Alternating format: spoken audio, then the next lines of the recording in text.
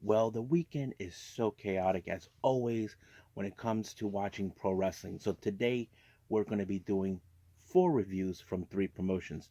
The first two are from ChocoPro with 346 and 347. Each of them has a unique show. Uh, 346 is a Christmas show. Basically, there is a Christmas Rumble match taking place as the main event. But however, the 347, in fact, is the last time we get to see Sayuri. As you know, she graduates from pro wrestling. She retires due to some health issues that she had early this year. Then we move on with the other Japanese promotion, GLEAT, with version 7 with tons of good matches, not to mention members from the roster of AEW also making their debut there. And we have three title matches also taking place and a number one contenders match. And then we move on to the pay-per-view we've been expecting, AEW World's End. We have a ton of matches we definitely going to be going around. We're going to see who will walk out what championship matches, who walks out in a grudge match, and a whole lot of stuff as well. Then we ended with some news updates only to tell what's been going on with developments, of course, the announcements that were made, and of course, wrestlers that unfortunately passed away. So, let's get ready for another episode of the Deleted Wrestle Zone.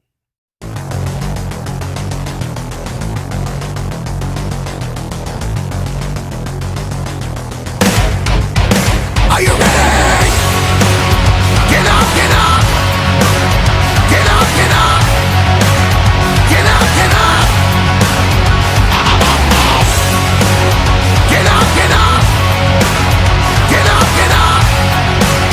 Get up, get up!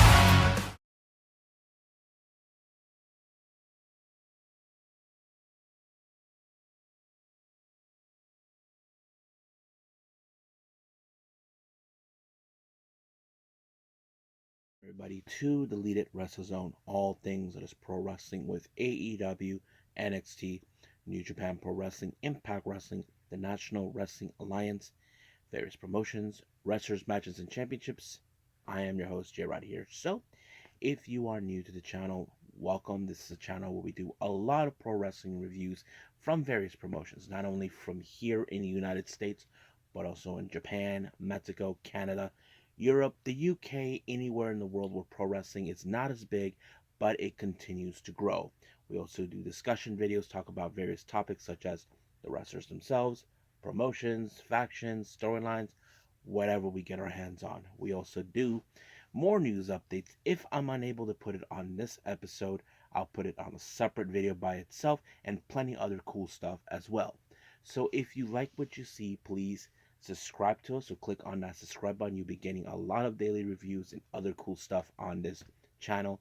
And also, if you like this episode, please give us a like on the like button or leave us a nice comment in the description down below. Now, our first review is from ChocoPro. This is number 346. This took place recently on December 23rd, right before Christmas Eve, and they only featured two matches.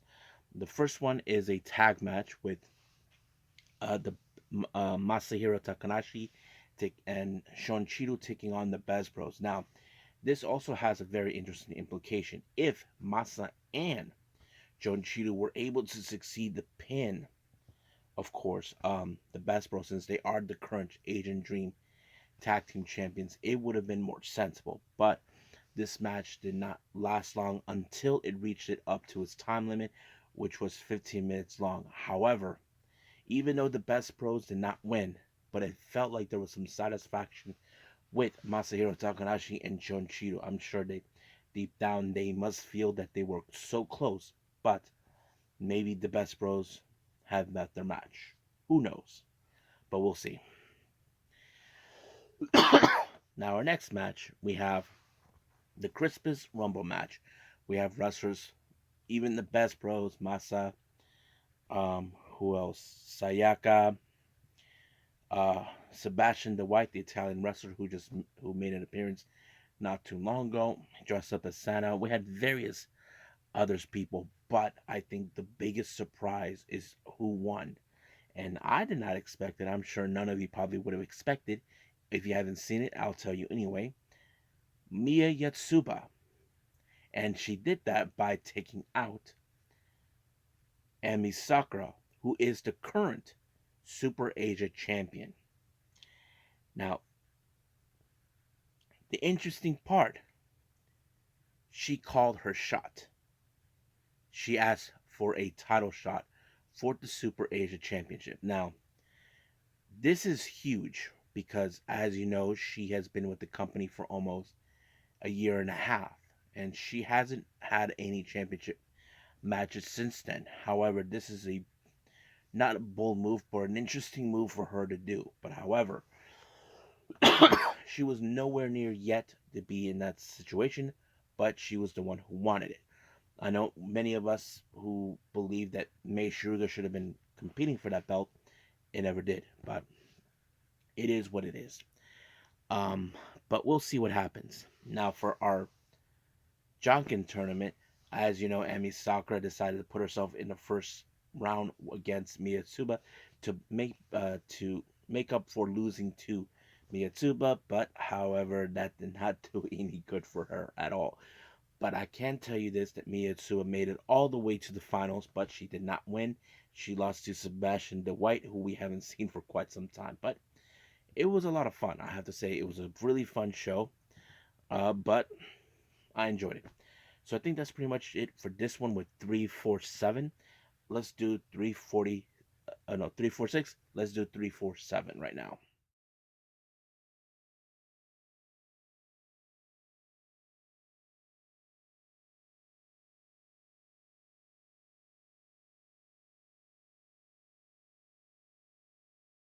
Okay, more with ChocoPro. This time we're doing 347. And this is a special day. This took place just recently today.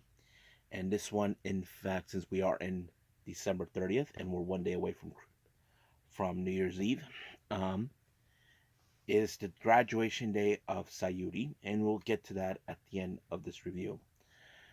Our opening show started with Chiko Shikawa giving the lowdown, giving everybody what's the match is going to be like, if everybody's having a good time, and all this and that.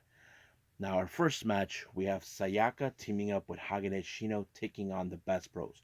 Once again, the Best Bros are put in a very implication match, where, of course, if Sayaka or Hagane Shino were able to pin one of them, they could definitely secure themselves for a shot of the tag team titles. I know that Hagane and Sayaka were close on various occasions, but they were nowhere near close to defeating them. But of course, there's like the bit of a rivalry between Hagane and Balinaki. Balinaki never seems to defeat Hagane. That kind of puts it in a very good storyline from there. But however, it was Sayaka who suffered the fate of the loss when the Best Bros applied the Dolphin Press by Mei Shruga, pinning her 1, 2, 3. It was over. Now, our next match is a very special match. We have Tokiko Kirihara. She faces off against Chonchiru, but by his side is his tag team partner from Dragon Ninja, Sayuri. Now, they haven't been a tag team for quite some time, but of course, I like what Chonchiru was talking about, saying that it's her graduation day, but he always has this thing where it's like, so what? Who cares? All that matters is that she's going to be okay, that she will do great things once she's finished with pro wrestling. So he gave a nice words, but also said that no matter what, together there will always be Dragon Ninja, which is fun. But one thing it was very fun is throughout this match, there were moments where Sayuri gets involved. Even though this was not a tag match, but it seems to work its way, and I'm like, wow. Of course, Sayuri would love nothing more than Shon Shiru to win. I mean, there was this one time where Sayuri, what was it, a year or two ago, Chon was facing Masa, and she got involved, but in all this, but she would do anything for her tag partner, despite that she won't be wrestling. But she pulled off some of her moves. But however, it was the stomp by Chonchito to put away Tokikahara, giving her the win. Now our next match, well, this was a very interesting one. Miya Tsuba teams up once again with Mochi Natsumi. Mochi Natsumi, who has taken Miya under her wing, learning from, of course, having her learn from her, faces against Masahiro Takanashi and, of course, that's Mochi's mentor, Emi Sakura. However, as you know, Miya initiate the challenge for the Super Asia Championship, which of course is going to happen. But of course, they would target Miya the entirety of the match, ensuring that this match will fall in the favor because, of course, Emi Sakura, as you know, I mentioned this on countless times. Miya Tsuba, in fact, is the first non-ever trainee from Emi Sakura. She was never trained by Emi Sakura. She was trained by, of course, Mei Shiruga herself. So this is a very interesting dynamic. But however, Miya was the one who, in fact, suffered the pinfall by Emi Sakura and picked up the win. But this is a clear message to her that she better be careful what she wished for. Our next thing we have is the Jonkin. I can tell you how this ended. A the Best Bros showdown, Balinaki and Mei Shiruga. I'm like, I was so intense because I did not know how this was gonna go. Well, Mei Shiruga won. So that's how it went. Now, during the after show, it was announced for the upcoming Got to Move show that there will be new matches added. Amongst them, it was announced by Emi Sakura for the to the future on the 10th of January in 2024. The Super Asia Championship will be defended. Emi Sakura defends the belt against Miya Yatsuba. So basically, it has been announced. And of course, this did not end with, of course, without the celebration and the graduation of Sayuri. I mean, it's sad that she's leaving due to her health issues, but of course, we always say to ourselves that health is the number one priority above everything. And of course, she will do some great things. I'm sure I heard that she will be taking a crack at acting and all this other stuff. So we'll continue to support. Hopefully, we see her again, but only time will tell. So thank you, Sayuri. I enjoyed all your matches, despite that you were not the best, but you always entertain us. And so I think that's pretty much it with ChocoPro. So let's move on with GLEAT.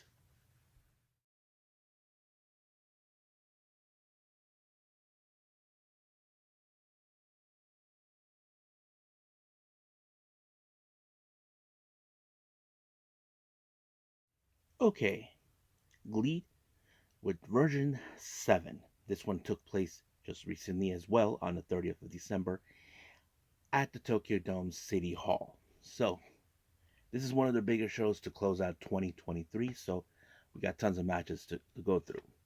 Our first one, a four-way trios match. We have Bulk Orchestra, consistent of Ruchi Kawakami, Quiet Storm, and Galeno de Mal, taking on Jun Toncho, J.D. Lee, Asuchi Yagi versus the Yans family, Yusuke Kodama, Tokunori Ito, and Tokyopi Hamna versus BGI's Keishi Sato, Kotaro Suzuki, and Hartley Jackson. Now, as these type of matches, it gets a little confusing. Confusing. I don't know what's the purpose of this match, but there was some good extreme moments of this one. However, in the end of this match, it was, of course, Kawakami with a huge lariat against JD Lee to pick up the win. So basically, Bulk Orchestra wins the night for this one. However, they're rooting for their buddy, Hayato Tamura, who's going to be in the main event. Next up, we have Isuke Onitsuka, Kaz Hayashi, and El Lindaman. They take on Ikemenjiro, who goes by Kuryoshio Tokyo, Japan, he teams up with the guys from AEW, Brandon Cutler and Colt Cabana. But one thing that was so funny, I can't. If you guys ever seen Ikemenjiro back in Japan, he spends the majority of his time, of his ring entrance time, greeting the fans, saying hi, get along with the music, while everybody's trying to tell him, get back in the ring. You know, and that whole thing was really fun. I just enjoyed. I don't know if Cutler or Cabana knew what they were getting themselves into, but it was a lot of fun. However, during the match, well, Ikemenjiro brought some jackets for Cutler and Cabana, which is a lot of fun. Not gonna lie, I thought this match had some great fun on this one. But unfortunately, Onitsuka was the one who suffered the fate of the moonsault by Ikemenjiro, picking up a pretty good win. And El Lindemann seems disappointed because I think he views Ikemenjiro as like, you're a joke, dude. And then one of his teammates just lost. Well, that's how it is. I thought it was great. Not gonna lie, I thought it was extremely great.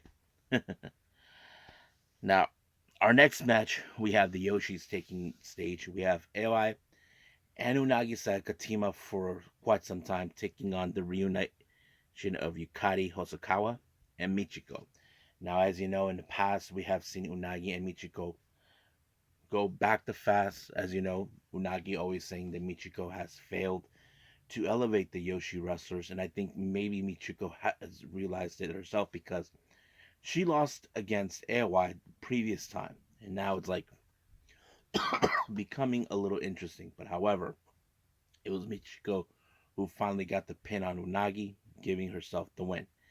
So I thought, okay, that's it, how it goes. But yeah, now our next match, we have tag team action. Bulk Orchestra, consistent of Czech Shimatani and Kazuma Sakamoto, taking on a very interesting duo who are currently in Japanese living in Mexico, SB Kento and Takuma. Now, I know SB Kento, who's been with Dragon Gate for a while, whose contract was terminated. That's I found I did a little research. He's working with DTU, which is kind of like GCW in Mexico, but it runs by one of my favorite wrestlers from down there.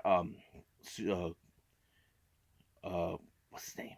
That's super crazy. Crazy something.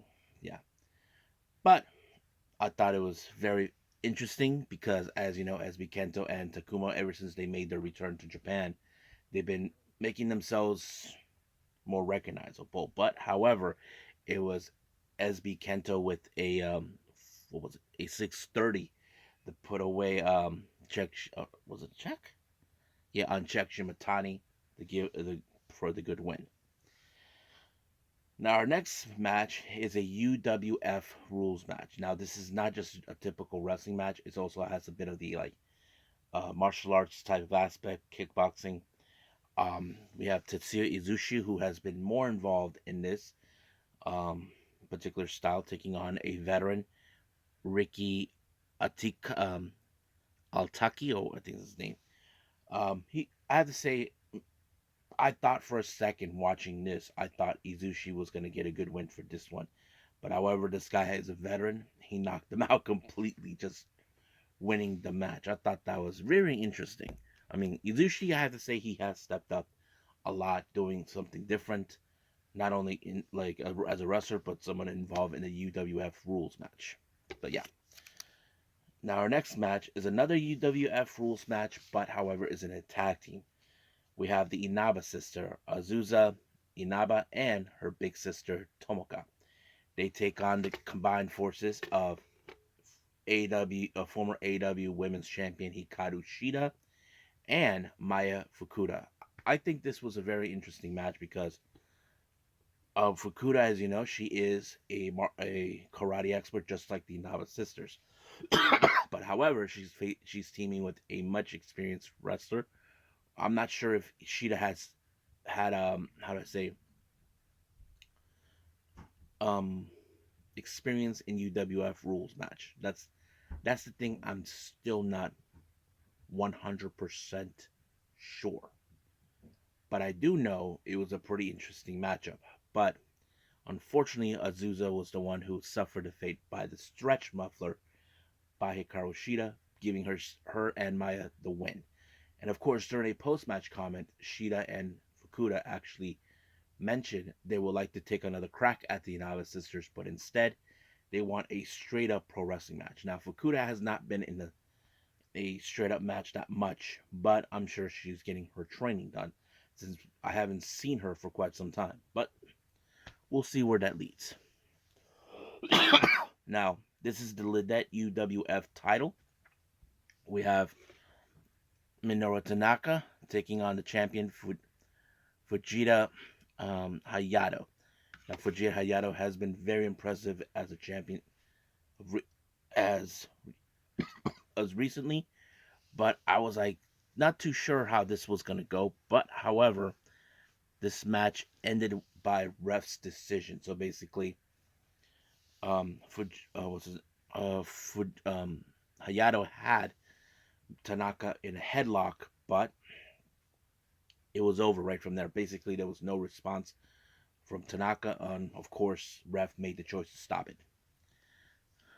Now, our next match, this is a very interesting one. I did not know who this guy was.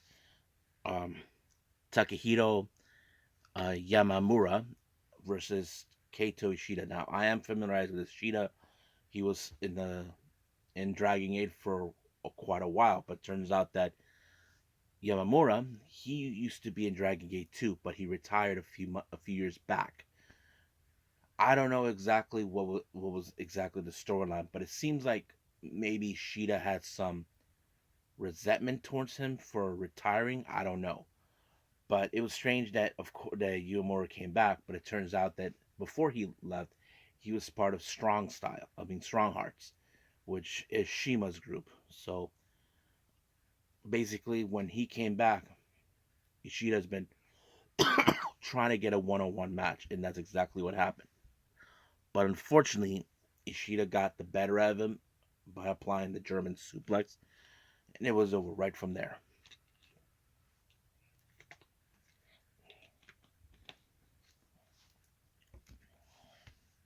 Now, this is the next title match is the G Infinity Championship.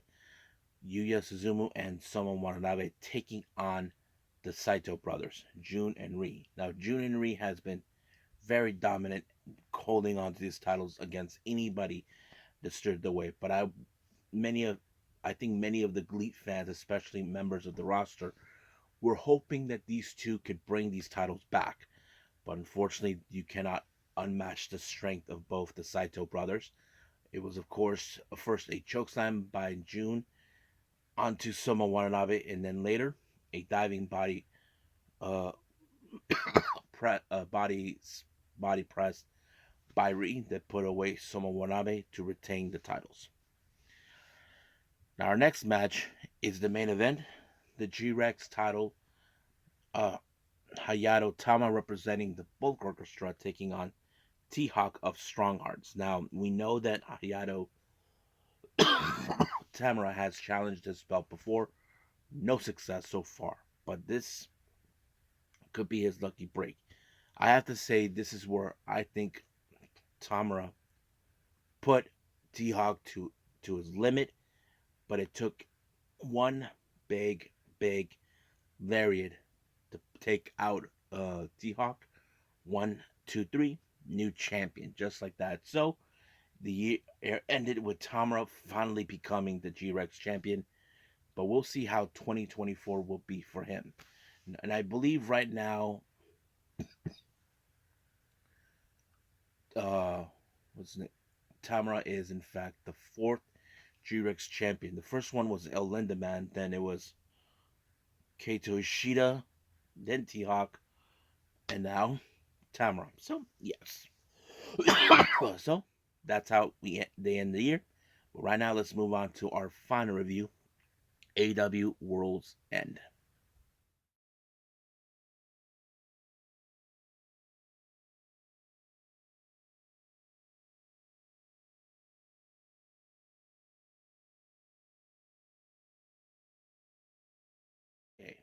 AEW World's End. Now let's start off with the 0 hour. Normally I wouldn't do it, but I want to. Our first match, Chris Statlander versus Willow Nightingale. This was a match that was instigated by that no good weasel Stokely Hathaway. Of course, he's up to no good. He's saying he's there to elevate the women's division in AEW. Well, he's a real snake in the grass. But of course, there was no holds backs between both Nightingale and Statlander because of course somewhere down the line one of them will be in the conversation for AEW women's title match. That's something that possibly could be obvious. But in this particular match, Will Nightingale got the best of her when she applied the Dr. Bomb. 1, 2, 3, it's over. Now, our next match is a TNT number one contendership battle royal match. We had tons of wrestlers. We had Lance Archer, Darius in Action Andretti, Danhausen, who else? I think Trent Beretta, uh, various others. But the person who got away with this win was none other than Killswitch, formerly known as Luchasaurus. So basically, they're giving him the contract for hopefully in future reference, he gets a TNT title shot. Now, our last match in the 0 hour is the FTW title in a FTW rules match. We have Wheeler Yuta versus Hook. Now, this whole thing between them has gone from the very beginning, where of course Wheeler Yuta felt that Hook should have minded his own business, but apparently he said that he can beat him in his own game due to the fact that he knows more violence than him. Well, I have to say Hook, who has always shown his toughness, always been one of those wrestlers that shows that he will not back down no matter what. But it took a very big swing with some stick object that made him hurt. Then Hook used that on the Red Rum to choking him up real hard enough for him to tap out, which he did. Now, our now we start with the main card matches. Our first one is, of course, in the 8-man tag match with wrestlers that were involved in the Continental Classic. Team number 1, Brody King, Jay Lethal, Rush, and Jay White taking on Claudio Castagnoli, Mark Briscoe, Daniel Garcia, and Brian Danielson. Now, of course, Daniel Garcia was being named that he had the biggest win, even though he did not win the Continental Classic. He picked up a huge victory when he put away Brody King. But it was a pretty good match, nonetheless. But somehow, some way, Daniel Garcia was able to pick up an amazing win by applying a jackknife on Lethal. And of course, this was a very surprising. I mean, he pinned a former Ring of Honor world champion, tag team champion, world television champion, and I'm not sure if he had pure championship, but yes, I mean, he is now in the conversation for that. No doubt about it. Our next match, we have Miro versus Andrade El Idolo. Now, it was later been told that this was Andrade's last match because apparently he's jumping back ship with WWE. But I think this was a perfect way of closing out the story with him in AEW. As you know, Miro was upset that Andrade has his wife as his manager, but at some point, I'm not sure if exactly the way they played out, where CJ betrays Andrade. I don't know, like the story says, oh, the only reason I betrayed you was because you did not win the Continental Classic. That's one of those things that kind of gets me think about it. But nonetheless, it was Miro who walked out as the victor when he applied, of course, the camel clutch, and it was over. But we ask ourselves, what is the story with Miro and CJ Perry is going to be like? Now, we do know those two are in real life husband and wife. So I'm kind of curious what the story they're going to go moving forward with those two. Now, our next match, we have the AEW Women's World Title. Riho, who is in fact our very first champion, takes on Toni Storm. So basically, this was going to be a good match. However, Rio, as you know, someone of her size who doesn't flinch, who doesn't back down, is an amazing wrestler what she does. But of course, Luther, the butler, got his hand caught in a cookie jar and was dejected thanks to getting involved. Of course, Tony Storm cannot believe it, but unfortunately, it did not end well for Rio. She did not pick up the win. I'm not sure what kind of move Tony Storm applied. It looked more like a back-sided DDT and retained the title. But as soon as that was over, here comes Mariah May to hand over the title. Then the rose petals and all that stuff, playing out the cinematic conclusion on this match. So we'll see who will be the next challenger from here on out. Now, as you know, Dante Martin, since coming back, he felt that he right now told Lexi Nair that he needs to catch up from Andrade and his brother due to the fact they've been very good cohesiveness. But however, here we go again. Orange Cassidy putting his international title on the line. That is something that, of course, is getting old, getting ridiculous. Like I didn't ask for it, but why not? Now our next match, well, we were supposed to have Swerve Strickland versus Keith Lee, but apparently due to an injury, Keith Lee was unable to do it. Doctors told him no, so they sent his tag partner, the natural Dusty Rhodes. Now before Dustin Rhodes, but before the match ever began, Swerve Strickland attacked him and used the cinder block on his ankle. But you saw in this particular match the kind of match where Dustin Rhodes is the kind of guy who's like, I'm not gonna stay down because you want to put a hurt on me. Even though Swerve has always felt that the spotlight should be at him. Even, of course, he did have some beef with Dustin Rhodes in the past before because he's a second generation wrestler. He felt that people need to stop talking about him, which of course he did. There was a moment where, of course, Dustin flipped him off like he didn't care what he will do to him. But of course, it was the Swerve Stomp that put away Dustin to pick up the win.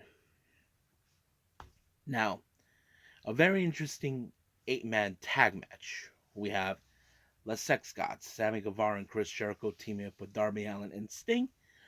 They take on Big Bill and Ricky Starks, along with members of the Don Callis family, Takeshita and Hobbs. So I thought this match was very interesting. But one thing that was kind of weird is that they booed Jericho. I'm like, I wonder why. And I'm like thinking if this had anything to do with him saying some comments towards CM Punk's attorney. If you guys remember, I mentioned that Jericho did not like the fact that this whole thing with the NDAs is being revealed in the light and that sort of thing. I'm not sure if that had anything to do with it, but we'll see what happens. But nonetheless, the match was pretty good. Of course, Sting showing his all before his last match in Revolution. But what's interesting is Sammy Guevara was the one who picked up the win when he applied the 630 onto Ricky Starks. This is a good momentum for him. So most likely we could see that moment where Sammy and Jericho will take on Starks and Big Bill for the tag team titles. Now the obvious question: when will that happen? Who knows? Now, our next match is the TBS title. We have Abaddon as the challenger taking on Julia Hart. Now, this storyline where Julia Hart felt that she cannot get a good read in on Abaddon. That's always been clear cut. And of course, Sky Blue got involved and this and that. But apparently, Abaddon, who refuses to stay down, refuses to stay down. But unfortunately, she did not foresee this. Sky Blue gets involved, but because Abaddon was focusing her attention on Sky Blue for getting involved, lost focus, but it was Julia Hart that picked up the win when she applied the moonsault that allowed her to retain the title. Now our next match is the TNT title no disqualification match. We have Adam Copeland versus Christian Cage. Man, this match was a brutal match.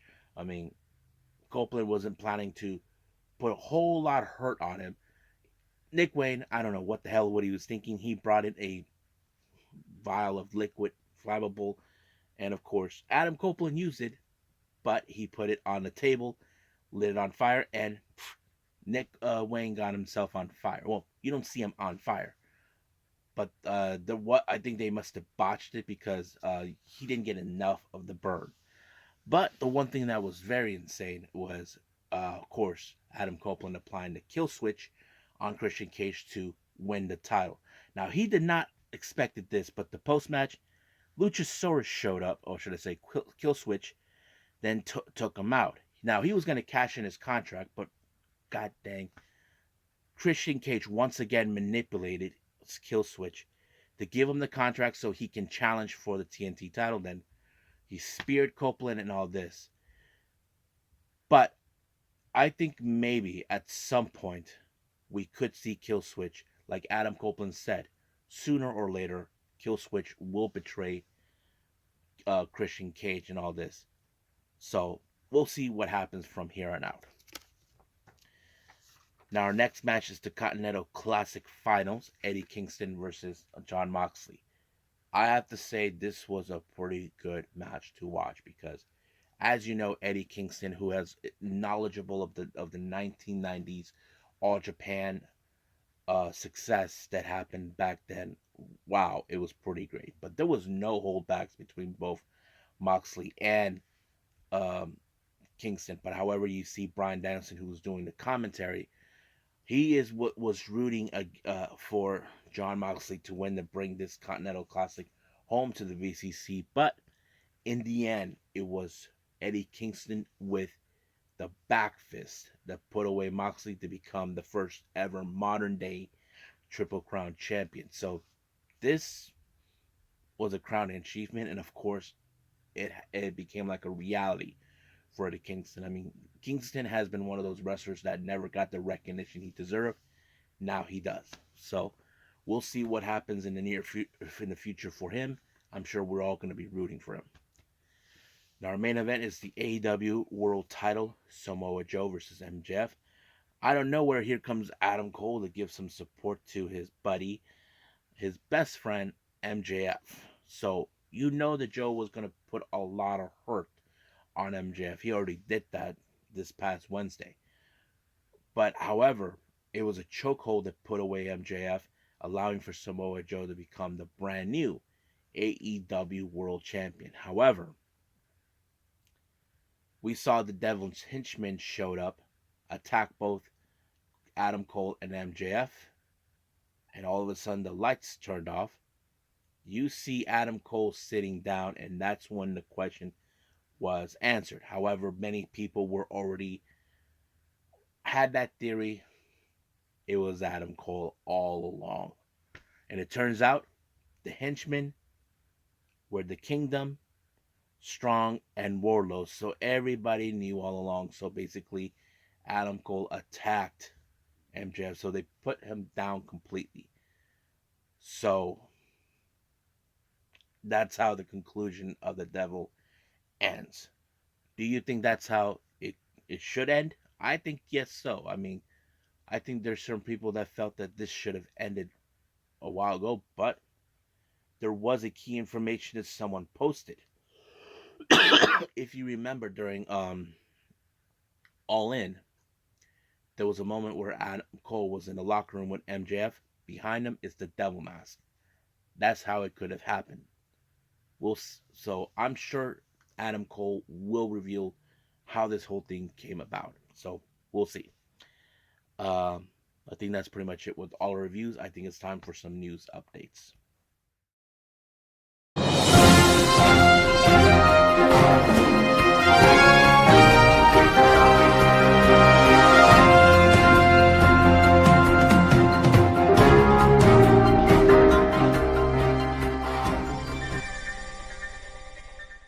All right, welcome to our news updates. So this is what we have. We only have certain things that not upcoming matches or events. Mostly what we've been hearing. First things first.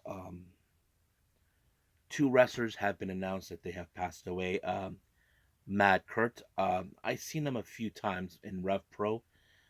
There was that one moment he got in the face of Will Ospreay and all that, but he was a real fun wrestler. He passed away, and so is Japanese wrestler Killer Khan.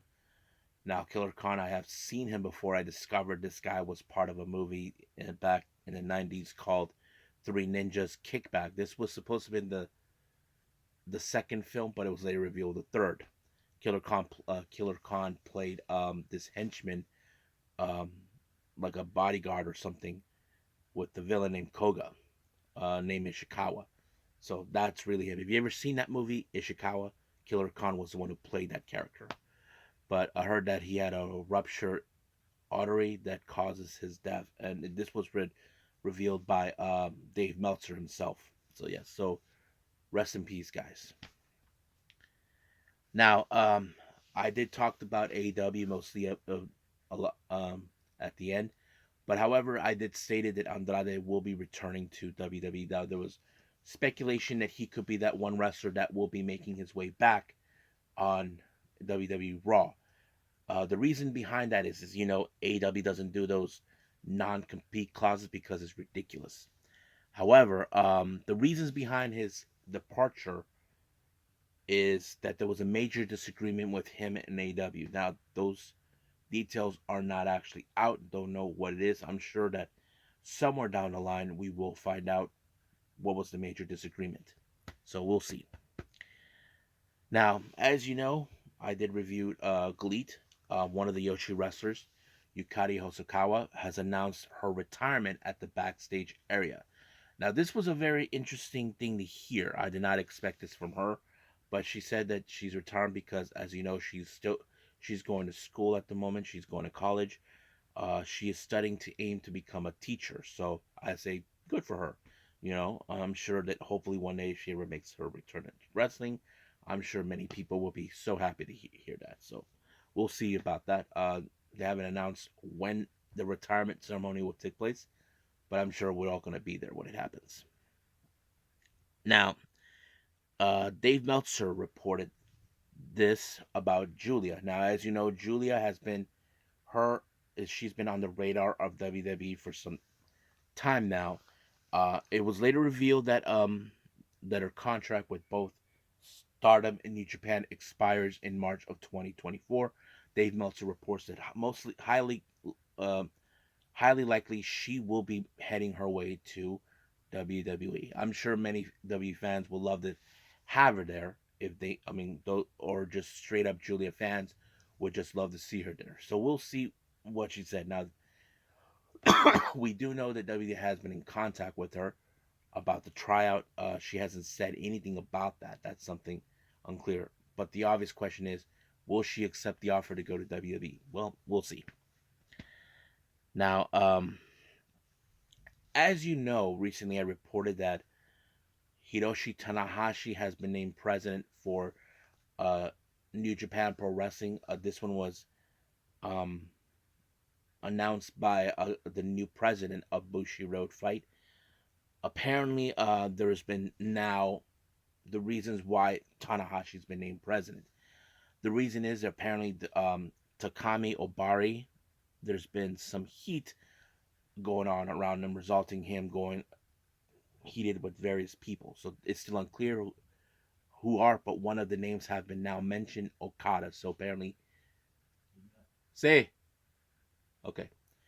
Uh, Basically, Okada had some back and forth heated arguments with him, and now first it was this guy I forgot his name, Harold Mage, that had the problem, and now this. So many New Japan fans hopefully Tanahashi will do way better than what Mage and Ohbari actually did. So Ohbari soon should be leaving, and then that's it.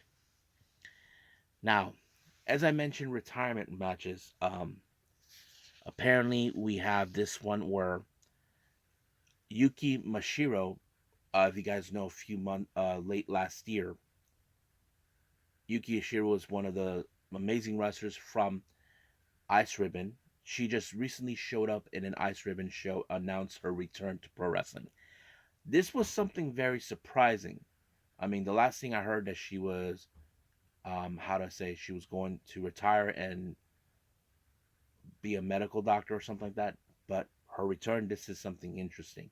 So it was already been announced that she will be making her return to Pro Wrestling, more specifically with Ice Ribbon, but her first match will be on the 27th of January. So this is very interesting news, but exciting if you're a Yoshi fan.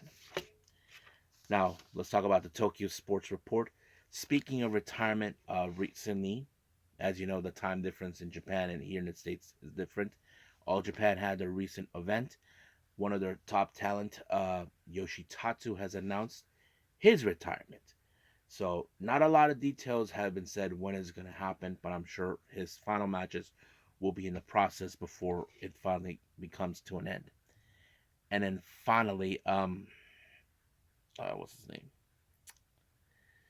Micah, as you know, this was reported by Tokyo Sports.